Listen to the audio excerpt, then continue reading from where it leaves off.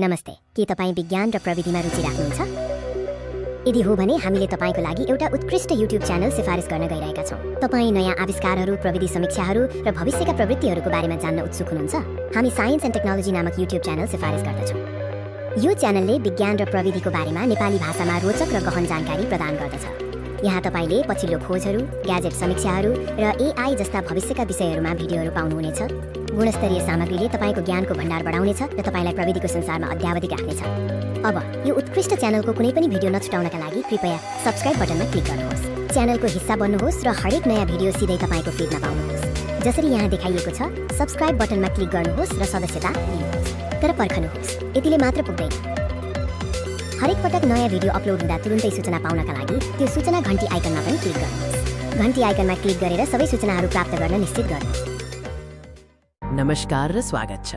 आज हामी विश्वमा कृत्रिम बुद्धिमत्ता अर्थात् एआई को भूमिका र यसको प्रभावबारे नेपाली भाषामा चर्चा गर्दैछौँ। एआईले हाम्रो दैनिक जीवन र विश्वव्यापी उद्योगहरूमा कसरी क्रान्ति ल्याइरहेको छ भन्ने कुरा बुझ्न महत्त्वपूर्ण छ। कृत्रिम बुद्धिमत्ता भनेको मेसिन वा कम्प्युटर प्रोग्रामद्वारा मानव बुद्धिमत्ताको नक्कल गर्नु हो। यसमा सिक्ने, समस्या समाधान गर्ने र निर्णय लिने क्षमता समावेश हुन्छ। आज एआई हरेक क्षेत्रमा अपरिहार्य बन्दै गइरहेको छ। यो भिडियोले विश्वभर एआई को प्रयोग, फाइदा, चुनौती र नेपालका लागि यसको सम्भावनाबारे स्पष्ट जानकारी दिनेछ। एआई अब केही सीमित देशहरूमा मात्र सीमित छैन। यो विश्वव्यापी रूपमा फैलिसकेको छ, जसले हरेक महादेश र उद्योगलाई प्रभाव पारिरहेको छ। उत्पादन, वित्त, खुद्रा व्यापार र मनोरञ्जन जस्ता उद्योगहरू एआई प्रविधि प्रयोग गरेर आफ्नो कार्यशैली परिवर्तन गर्दैछन्, जसले दक्षता र ग्राहक अनुभव सुधार गरिरहेको छ। तपाईको स्मार्टफोनमा भएको भर्चुअल सहायक, सिफारिस इन्जिन र स्पाम फिल्टरहरू जस्ता धेरै सामान्य प्रयोगहरू एआई प्रविधिमा आधारित छन्। एआई को प्रभाव विभिन्न क्षेत्रमा व्यापक रूपमा देख्न सकिन्छ। हामी केही मुख्य क्षेत्रहरूमा यसको प्रयोगलाई हेरौँ। स्वास्थ्य सेवामा एआईले रोगहरूको निदान गर्न, औषधि विकासलाई तीव्र पार्न र व्यक्तिगत उपचार योजनाहरू सिर्जना गर्न मद्दत गरिरहेको छ। यातायातमा सेल्फ ड्राइभिङ कारहरू र शिक्षामा विद्यार्थीहरूको आवश्यकता अनुसार निजीकृत सिकाइ अनुभवहरू एआई को सहयोगमा सम्भव भएका छन्। एआईले विश्वलाई धेरै महत्त्वपूर्ण फाइदाहरू प्रदान गर्दछ, जसले हामीलाई अझ राम्रो र प्रभावकारी रूपमा काम गर्न मद्दत गर्दछ। एआईले दोहोरिने र समय खपत गर्ने कार्यहरूलाई स्वचालित गरेर व्यवसायहरूमा कार्यक्षमता र उत्पादकत्वमा उल्लेखनीय वृद्धि गर्दछ। यसले ठूलो मात्रामा डाटाको विश्लेषण गरेर जटिल समस्याहरूको समाधान पत्ता लगाउन र नयाँ आविष्कारहरूलाई गति दिन सक्छ।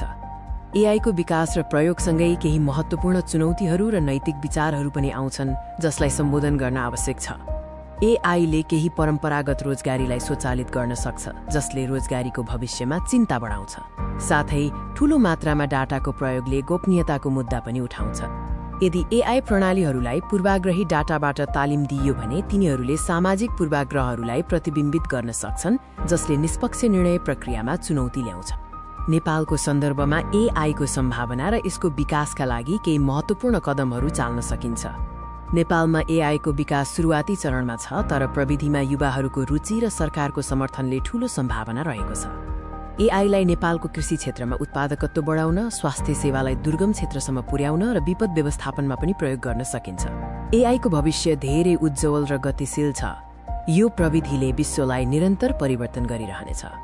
हामी अझ शक्तिशाली मेसिन लर्निङ मोडेलहरू, एआई सञ्चालित उपकरणहरू र एआई र मानव बीचको सहकार्यमा वृद्धि देख्ने आशा गर्न सक्छौँ।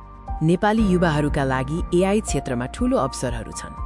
यस प्रविधिमा दक्षता हासिल गरेर उनीहरूले विश्वव्यापी रूपमा प्रतिस्पर्धा गर्न र देशको विकासमा योगदान दिन सक्छन्। धन्यवाद।